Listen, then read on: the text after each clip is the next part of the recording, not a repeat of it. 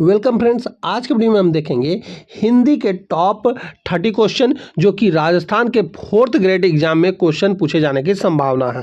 दोस्तों, इस वीडियो से आपके एग्जाम में 3 से 5 मार्क्स तक पूछे जाने की संभावना है, इसलिए जितना हो सके इस वीडियो को अपने दोस्तों में भी शेयर करें। और साथ ही साथ अब तक आप हमारे चैनल से नहीं जुड़े हैं तो हमारे चैनल को सब्सक्राइब करके जुड़ जाएं ताकि आपके आने वाले वीडियो का नोटिफिकेशन आपको मिल सके। तो चलिए मैं इस वीडियो को शुरू करता हूं। आज का हमारा पहला प्रश्न है, मनोरथ का संधि विच्छेद क्या होगा? तो इसका संधि विच्छेद होगा मन जोड़ रथ, इसका सही संधि विच्छेद होगा। और यहाँ पे आप व्याख्या में देखेंगे, मनोरथ में विसर्ग संधि है। नियम के अनुसार यदि विसर्ग मतलब ये जो विसर्ग जो है इसे कहा जाता है, ये आपको याद रखना है, से पहले अ हो और बाद में किसी वर्ग का तीसरा चौथा पांचवा वर्ण या य र ल व ह हो तो विसर्ग का ओ हो जाता है। यहाँ मना जोड़ रथ, ये मनोरथ हो जाता है, ये आपको याद रखना है। दोस्तों, आपको व्याख्या जो है बहुत ही ध्यानपूर्वक सुनना है या खुद से वीडियो पॉज करके पढ़ना है, इससे आपको काफ़ी क्वेश्चन एग्जाम में पूछे जाएंगे, इसलिए इस व्याख्या को आप आराम से सुनेंगे या पढ़ेंगे। और दोस्तों, आप भी हमारे साथ आंसर कर सकें इसलिए हमारे द्वारा आपके लिए MCQ बेस्ड क्वेश्चन लाया जाता है, ताकि आप वीडियो के अंत में जरूर बताएं आपके कितने प्रश्न सही हो रहे हैं। और ये सारे के सारे प्रश्न आपके एग्जाम में पूछे जाएंगे, इससे आपका मनोबल भी बढ़ेगा, जो आपको एग्जाम में हुबहू ये प्रश्न देखने को मिलेंगे। तो पराजय शब्द में कौन सा उपसर्ग लगा हुआ है? तो इसमें परा उपसर्ग लगा हुआ है। यहाँ पे व्याख्या में देखेंगे, पराजय शब्द परा उपसर्ग और जय मूल शब्द के मेल से बना है। परा उपसर्ग का अर्थ उल्टा या पीछे होता है, जैसे पराभव, परामर्श, ये सभी जो है पीछे शब्द से मिला है, यानी परा उपसर्ग से मिलकर बना हुआ है। हमारा अगला प्रश्न है, भलाई शब्द में कौन सा प्रत्यय है? तो इसमें जो प्रत्यय है वह है आई। यहाँ पे भलाई शब्द को तोड़ा जाए तो भला विशेषण है में आई प्रत्यय जोड़ने से बना है। आई प्रत्यय से बनने वाले अन्य शब्द हैं मिठाई, लिखाई और पढ़ाई। ये सभी को आपको याद रखना है और यही आपको एग्जाम में भी पूछे जाएंगे, इसलिए इन सभी को आप ध्यान से याद कर लेंगे या नोट कर लेंगे। इनमें से कौन सा शब्द देशज है? तो यहाँ पे देशज जो है लोटा, लोटा देशज शब्द है। यहाँ पे व्याख्या में देखेंगे, लोटा एक देशज शब्द है। देशज शब्द वे होते हैं जिनकी उत्पत्ति का पता नहीं चलता है। वे स्थानीय बोलियों जैसे हिंदी में आ जाते हैं, जैसे पगड़ी, खिड़की, पेट, तारीख और जमीन फारसी शब्द हैं। और सूरज, सूर्य तद्भव शब्द है, ये आपको याद रखना है। हमारा अगला प्रश्न है, माँ नौकर से बच्चे को दूध पिलवाती है, इस वाक्य में कौन सी क्रिया है? तो इसमें जो क्रिया है यह प्रेरणात्मक क्रिया है, क्योंकि यहाँ पे प्रेरणा का बोध हो रहा है, नौकर से यहाँ पे प्रेरणा हो रहा है। जैसे व्याख्या में यहाँ देखेंगे आप, जब कर्ता स्वयं कार्य ना करके किसी और को कार्य करने के लिए प्रेरित करता है तो वहाँ प्रेरणार्थक क्रिया होती है। यहाँ माँ करता है जो स्वयं दूध नहीं पिला रही है बल्कि नौकर को प्रेरित कर रही है। हमारा अगला प्रश्न है, भारत संज्ञा शब्द से बनने वाला विशेषण है, तो इसका विशेषण होता है भारतीय। यहाँ पे व्याख्या में देखेंगे, भारत व्यक्तिवाचक संज्ञा है, संज्ञा में ये प्रत्यय लगाकर भारतीय विशेषण बनाया जाता है जो किसी व्यक्ति या वस्तु की विशेषता बताता है। यहाँ जैसे भारतीय नागरिक, यहाँ भारतीय संस्कृति की, ये सभी में विशेषता बताया जा रहा है। हमारा अगला प्रश्न है, बाहर कौन खड़ा है? यहाँ क्वेश्चन मार्क है। वाक्य में कौन किस प्रकार का सर्वनाम है? तो यहाँ पे कौन जो है यह प्रश्न यानी क्वेश्चन पूछा जा रहा है, यानी प्रश्नवाचक सर्वनाम है। यहाँ व्याख्या में देखेंगे, जिन सर्वनामों का प्रयोग प्रश्न पूछने के लिए किया जाता है वे प्रश्नवाचक सर्वनाम कहलाते हैं। कौन और क्या प्रमुख प्रश्नवाचक सर्वनाम हैं? हमारा अगला प्रश्न है, आयात का विलोम शब्द है, तो इसका विलोम शब्द होता है निर्यात। यहाँ व्याख्या में देखेंगे, आयात का अर्थ है किसी दूसरे देश से माल मंगाना। इसका विपरीत अर्थ वाला शब्द होता है निर्यात, यानी जिसका अर्थ होता है अपने देश से माल दूसरे देश में भेजना। हमारा अगला प्रश्न है, निम्नलिखित में से कौन सा शब्द कमल का पर्यायवाची नहीं है? तो यहाँ पे कमल का पर्यायवाची शब्द नहीं है जलद। जलद जो है कमल का पर्यायवाची शब्द नहीं है, बाकी पंकज, जलज और नीरज ये सभी कमल का पर्यायवाची शब्द है। जलद जो है यह किसका पर्यायवाची है? तो यह जल देने का अर्थ होता है बादल, यानी जलद जो है बादल का पर्यायवाची शब्द है। पंकज, जलज और नीरज जल में जन्म लेने वाला है, यानी कमल के पर्यायवाची हैं, ये आपको याद रखना है। हमारा अगला प्रश्न है, जो ईश्वर में विश्वास रखता हो वाक्यांश के लिए एक शब्द है, तो इसका एक शब्द होता है आस्तिक। ईश्वर में विश्वास रखने वाले को आस्तिक कहा जाता है और नहीं रखने वाले को नास्तिक कहा जाता है। यहाँ व्याख्या में देखेंगे, ईश्वर में आस्था या विश्वास रखने वाले व्यक्ति को आस्तिक कहते हैं, जो ईश्वर में विश्वास नहीं रखता है उसे नास्तिक कहते हैं। हमारा अगला प्रश्न है, घी के दिए जलाना मुहावरे का क्या अर्थ है? तो इसका अर्थ होता है बहुत खुशियां मनाना। यह मुहावरा अत्यधिक प्रशंसा व्यक्त करने के लिए प्रयोग में किया जाता है। हमारा अगला प्रश्न है, वर्तनी की दृष्टि से शुद्ध शब्द कौन सा है? दोस्तों यह question very very very important लगा लीजिए, यह 100% आपके एग्जाम में पूछा जाएगा। तो इसका सही जो है वह है उज्ज्वल। यहाँ पे इस प्रकार जो उज्ज्वल लिखा हुआ है यह सही आंसर है। हमारा अगला प्रश्न यहाँ पे देखेंगे व्याख्या में, उज्ज्वल उ आधा ज आधा ज वल शब्द में उत प्लस ज्वल जो वल के योग से बना है। व्यंजन संधि उसमें तो का ज हो जाता है, जिससे दो आधे ज एक साथ आते हैं। दोस्तों इस तरह आपको याद रखना है उज्ज्वल का संधि विच्छेद भी। हमारा अगला प्रश्न है, निम्नलिखित में से शुद्ध वाक्य का चयन कीजिए।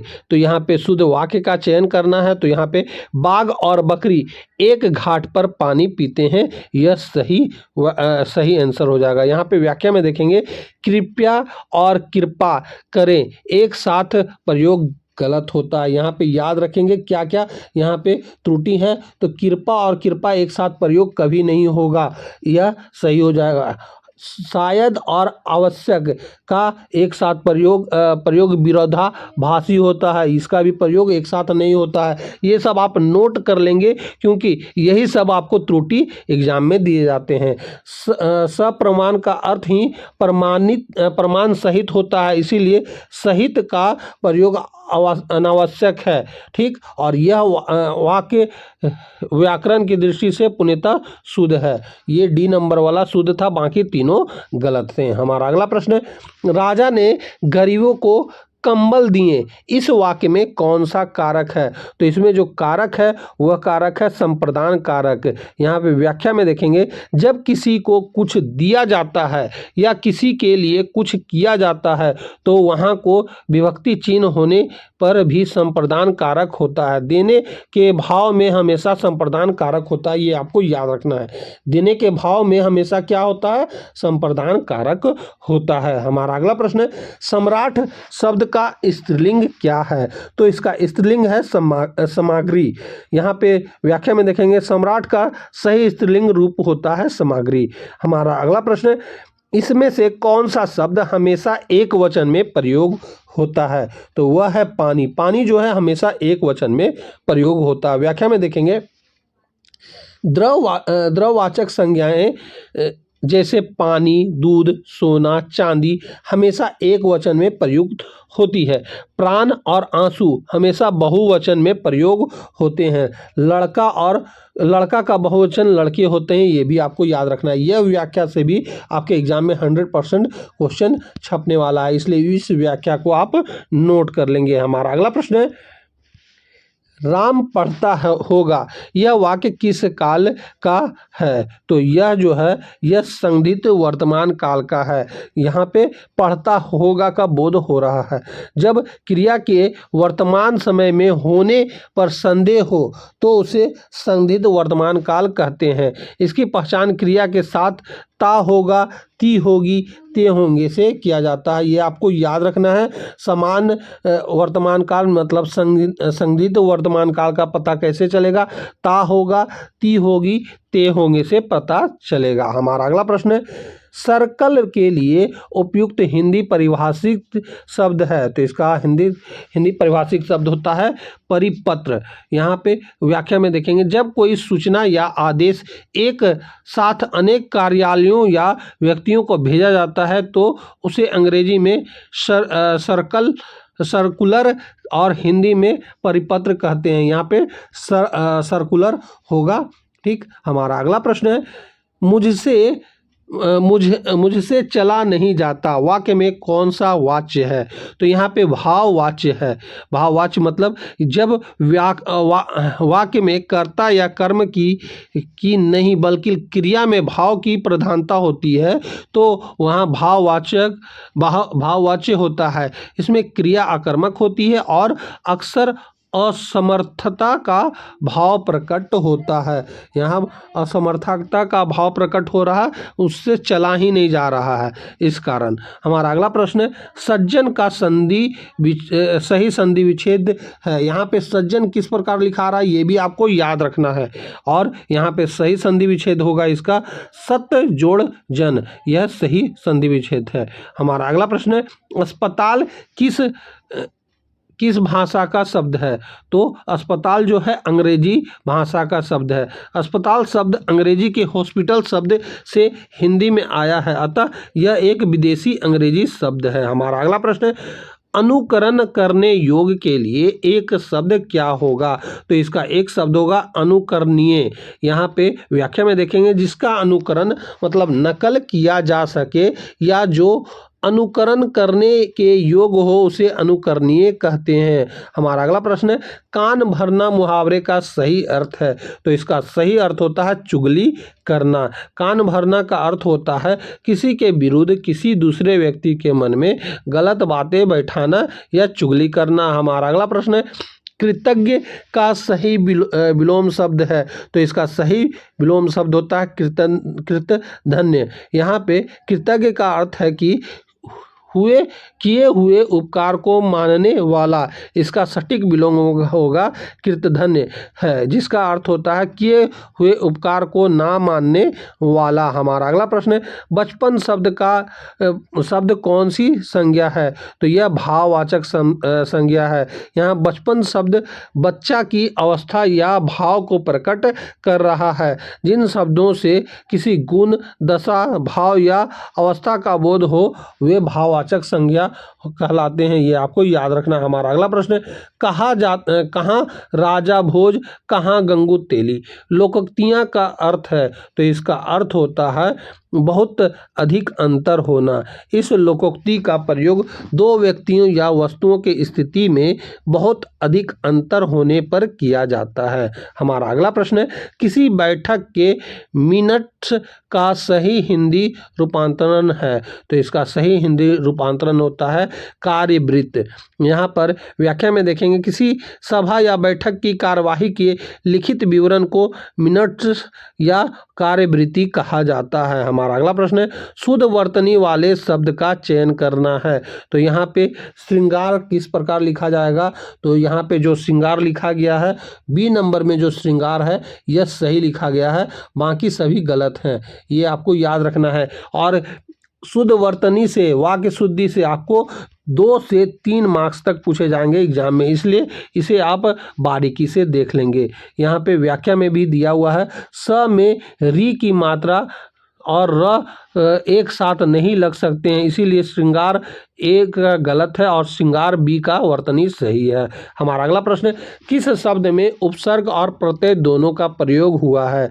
तो इसमें जो उपयोग प्रत्यय हुआ है अपमानित, ये इसमें दोनों का प्रयोग हुआ है। अपमानित शब्द में अप उपसर्ग है और मान मूल शब्द है, और इत जो प्रत्यय, तीनों का प्रयोग हुआ है, ये आपको याद रखना है। हमारा अगला प्रश्न है और इस वीडियो का आखिरी प्रश्न है, मछली पानी में रहती है, वाक्य में रेखांकित शब्द में कारक बताइए। यहाँ पे पानी में जो है यह रेखांकित किया गया है, इसमें कौन सा कारक है? तो इसमें अधिकरण कारक है। तो इस प्रश्न का सही उत्तर हो जाएगा ऑप्शन नंबर डी। यहाँ पे व्याख्या में देखेंगे, अधिकरण कारक क्रिया के आधार, स्थान या समय का बोध कराता है। इसके विभक्ति चिन्ह में और पर होते हैं। यहाँ पानी में क्रिया के होने का स्थान बता रहा है। तो दोस्तों यहीं पे हमारा यह वीडियो समाप्त होता है। इसमें हमारे द्वारा आप लोगों के लिए 30 प्रश्न लाए गए थे, और इसमें आपके कितने प्रश्न सही हो रहे हैं आप हमें कमेंट करके ज़रूर बताएंगे। तो अब हम आपसे मिलेंगे अगली वीडियो में, तब तक के लिए जय हिंद, वंदे मातरम।